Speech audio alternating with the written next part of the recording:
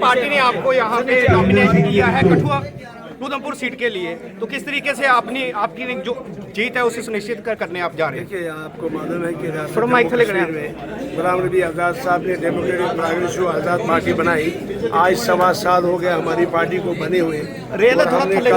उधमपुर में मीटिंग की और आज हम यहाँ वर्कर, ये हमारी वर्कर्स मीटिंग है, कोई जलसा नहीं है। और वर्कर में सभी जातियों के लोग यहाँ, हिंदू, मुस्लिम, सिख, ईसाई, बौद्ध, जैन सब यहाँ तशरीफ फरमा है। और मुझे पूरी उम्मीद है कि इन लोगों ने तैयार किया कि हम वोट जो है गुलाम नबी आज़ाद साहब को देंगे और उसकी पार्टी को देंगे और उनके कैंडिडेट जी.एम. सरूरी को जिताएंगे। जी, कुछ लोग आरोप लगा रहे हैं कि चौधरी लाल सिंह को कांग्रेस से आज मैंडेट मिल गया हुआ है, तो सरूरी साहब खड़े हुए हैं कि ताकि वोटों का तुष्टीकरण हो सके। वो तो आज खड़े हुए हैं, मुझे तो 1 महीना पहले मैंडेट मिला। उनको नहीं खड़ा होना चाहिए।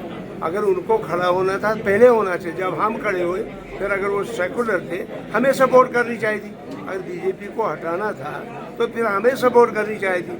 लिहाजा गलत वो है कि हम हैं। फिर आप तो अपना नामांकन पत्र जो भरने जा रहे हैं? हम 26 तारीख को भरने जा रहे हैं और उम्मीद है कि सभी लोग उसमें शिरकत करेंगे। तो उस दिन आपका वरिष्ठ नेता फार्मर सीएम साहब गुलाम नबी आज़ाद साहब, चिप साहब, जुगल जी और बाकी सुभाष जी, बिंदु जी, इंदु जी और सभी साथी जो यहाँ के हमारे लीडर हैं वो सब उसमें शामिल होंगे। लोगों को क्या संदेश देना चाहोगे? लोगों को हम यही कहते हैं कि हम डेवलपमेंट के नाम पे इलेक्शन लड़ने जाए। हम जातीयत की बुनियाद पे नहीं, जातीय बुनियाद पे नहीं लड़ना चाहते, फिरका परस्ती की बुनियाद पे नहीं लड़ना चाहते। हम जो इलेक्शन लड़ेंगे, जो गुलाम नबी आज़ाद साहब का डबल शिफ्ट, ट्रिपल शिफ्ट का मसला है, जिसमें काम काज लोगों को दिया जाता है, रोज़गार लोगों को दिया जाता है, उनकी ज़मीन लोगों को वापस दी जाएगी। रोशनी का एक्ट दोबारा एक्ट में लाया जाएगा, तो सरकारी ज़मीनें वापस दी जाएंगी लोगों को जिनको 20-30 साल से कब्ज़ा है। जंगलात जो सफ़ेद ज़मीन 20-30 साल से लोगों का कब्ज़ा है वो उनको दी जाएगी। नौजवानों को रोज़गार दिया जाएगा, टूरिस्ट डेस्टिनेशन बनाई जाएंगी, गरीबों को बिजली फ्री दी जाएगी। 50 किलो राशन जो पुरानी स्केल थी उसको बहाल किया जाए। जो नौजवान बच्चे 2011 में इंटर नहीं हुए थे राशन कार्ड में, उनको इंटर किया जाएगा। इसके साथ साथ ये जो टैक्स पे टैक्स लगा रही है अभी सरकार, इनको बिल्कुल नहीं लगाया जाएगा। और यहाँ रोज़गार के नए मौके किए जाएंगे, क्योंकि ये लोग आज हमारे नौजवान जो ड्रग में शामिल हो गए, जो रोज़गार नहीं है, नौकरी नहीं है, 5,000 HR वर्कर, डेली वेजर, उनको परमिनेंट किया जाएगा और स्टेटहुड वापस लाया जाएगा। ये सारी चीज़ें जो लोगों के हित में है, लिहाजा लोग हमें ज़रूर वोट करेंगे। भारतीय जनता पार्टी कह रही है कि 400 के पार जाएंगे इस बार हम। 400 वो तो वोट दे के लोग बताएंगे किसको 400 जाएगा। दिग्गज नेता भी इस समय सारे मैदान में, किस तरह से देखते हैं कि कितनी बड़ी टक्कर हो सकती है? दिग्गज नेता जो हैं, केंद्रीय मंत्री 2 बार के विजेता हैं, वो इस बार भी वो है चौधरी लाल सिंह, मेंबर पार्लियामेंट रहे हैं। त्रिकोणीय मुकाबला है। 10 साल एक ने भी लगाया, 10 साल दूसरे ने भी लगाया। लोगों के सामने पूरी किताब खुली है। मैं मिनिस्टर रहा, मेरी भी किताब लोगों के पास खुली है। लोगों ने 4 बार मुझे जिताया तो क्यों जिताया वो भी किताब खुली है। लोग फैसला करेंगे। बड़ी ताकत जो है लोग हैं, वो सबको देखेंगे किसने क्या किया। और मुझे उम्मीद है कि गुलाम नबी आज़ाद साहब की शख्सियत, गुलाम नबी आज़ाद साहब की सरकर्दगी में हमें ज़रूर DPAP को ज़रूर वोट करेंगे। शुक्रिया। कश्मीर से लेके कन्याकुमारी तक लगाया, तभी सूती बलैसा से ताल्लुक रखने वाले गुलाम नबी आज़ाद साहब को आज देश के प्रधानमंत्री ने सलूट इसलिए किया। अब सलूट जो है चोरों को तो नहीं करेगा ना प्रधानमंत्री। जो सच्चा ईमानदार आदमी होगा, 40-50 साल में जिस पे कोई नहीं कह सकता कि भाई आज़ाद साहब ने करप्शन की, आज़ाद साहब ने क्रिकेट का स्कैम किया, आज़ाद साहब ने JK बैंक का स्कैम किया, कोई नहीं कह सकता हिंदुस्तान का। इसीलिए आज़ाद साहब को कश्मीर से लेकर कन्याकुमारी में तक सब सम्मान करते हैं।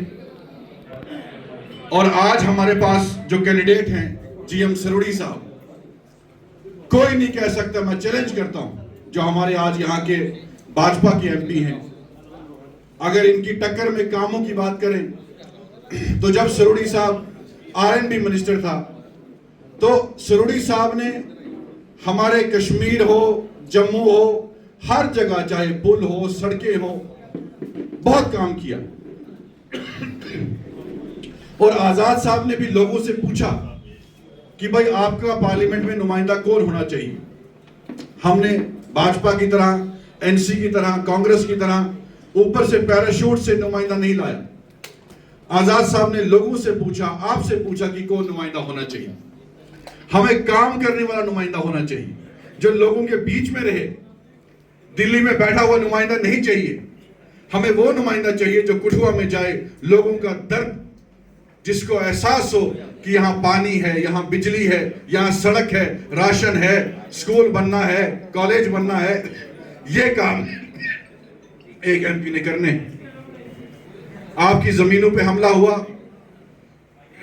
तो हमारी पार्टी ने सड़कों पे उतर के, उस वक्त सुभाष जी भी थे, इंदू जी थे, सब पूरी टीम ने यहां जब लैंड का ऑर्डर आया 70 लाख लोगों पे बिल्डोजर चलने का ऐलान सरकार ने किया, लेकिन वाहिद हमारी पार्टी थी जो उस बर्फ और बारिश में सड़कों पे उतरी।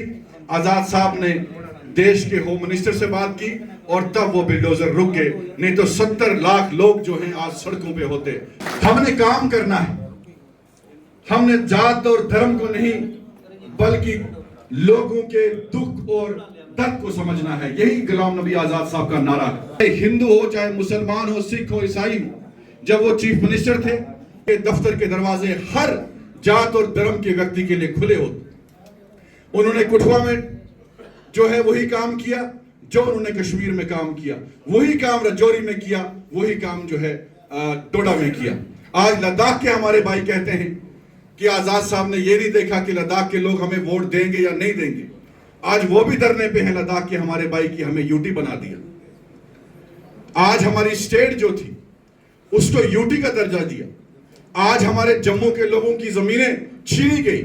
कश्मीर में तो कोई नहीं जाएगा जमीन खरीदने के लिए, क्योंकि वहां आज आप देखते हैं हर रोज कोई ना कोई आतंकवादी हमला होता है। तो असर उसका जम्मू में। आज हमारे छोटे से छोटा जो मुलाजिम है, चाहे पोस्ट ऑफिस की पोस्ट हो, चाहे क्लर्क की पोस्ट हो, चपरासी की पोस्ट है, वो आज महाराष्ट्र का व्यक्ति आता है यहां हमारी नौकरी जो है उसको छीनने की कोशिश करता है, और लग भी गए बहुत से लोग। तो ये महाराजा जी ने कानून लाया था कि हमारा जम्मू कश्मीर का बाशिंदा जो है इसको नौकरी का हक मिलना चाहिए, जमीन का हक मिलना चाहिए। जो कानून देश की 9 राज्यों में है कि बाहर का व्यक्ति वहां जमीन और नौकरी नहीं खरीद सकता। तो आजाद साहब ने आश्वासन दिया है कि अगर वो मुख्यमंत्री बनते हैं तो पहला कानून हम ये लाएंगे कि हम जम्मू कश्मीर के लोगों को अपनी जमीनें वापस करेंगे और नौकरियां वापस करेंगे। आपने इसके लिए वोट करना है। जिंदाबाद, जिंदाबाद, आजाद पार्टी जिंदाबाद। ठीक है, थैंक यू। भाषण देंगे, आज इकट्ठे हुए हैं। आपका प्यार, आपका जोश, आपका साथ देखकर हमें भी बड़ा फख्र होता है। जिस तरह आजाद साहब जुड़ रहे हैं, दिल्ली चाहते हैं, लोग बदलाव चाहते हैं, लोग उस सोच से जुड़े हैं। लोगों को यह चाहिए एक गरीब का कोई मकान तोड़ा ना जाए, किसी गरीब की दुकान ना तोड़ी जाए, किसी का से जुड़े हैं। अगर हमें जम्मू कश्मीर से कोई इस दर्द बरादरी का दर्द समझते हैं तो मैं ज्यादा ना कहते हुए आप सबका भी शुक्रिया अदा करता हूं। और मेरे मुस्लिम भाई भी यहाँ बैठे हैं, माह रमजान की भी मुबारकबाद देना चाहता हूँ। रोजे साडा एक ही लक्ष्य म्हणून आहे की असं जनाब करना कि और सारी छोटी